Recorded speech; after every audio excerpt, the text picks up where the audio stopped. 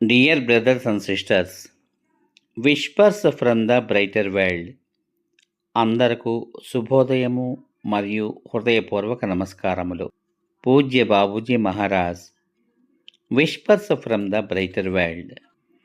సోమవారము ఏప్రిల్ 12వ తేదీ 1999 సంవత్సరము ఉదయము 8 గంటలు.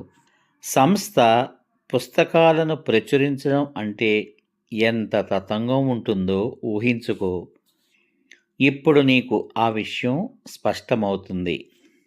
సంస్థ పుస్తకాలను ప్రచురించడం అంటే ఎంత తతంగం ఉంటుందో ఊహించుకో.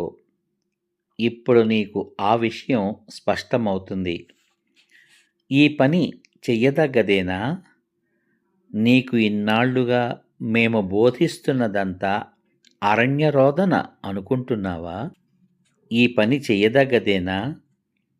నీకు ఇన్నాళ్లుగా మేము బోధిస్తున్నదంతా అరణ్యరోదన అని అనుకుంటున్నావా? అయితే దీనిని కొనసాగించాలని నీకు లేదా? ఇప్పుడు నీకు ఏర్పడిన ఉత్తమ బృందం యొక్క ప్రయోజనాన్ని పొందు. విశాల మనస్కులు ఈ సందేశాలను, మా బోధనలను వేరొక మార్గంగా భావిస్తారు.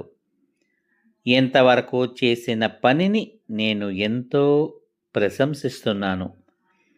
సరళంగా చదవగలిగే వాటితో ప్రజల దృష్టిని ఆకట్టుకోవాలి.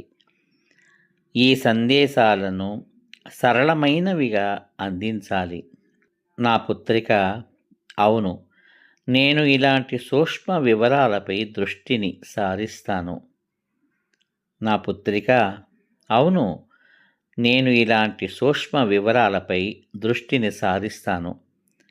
నా కోసమైనా కొనసాగించాలని నీవు కోరుకోవా? సమయం తక్కువగా ఉంది.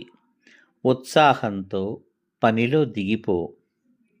పర్యవసానంగా కలిగే కొద్దిపాటి అలసటను నువ్వు లెక్క చెయ్యవు.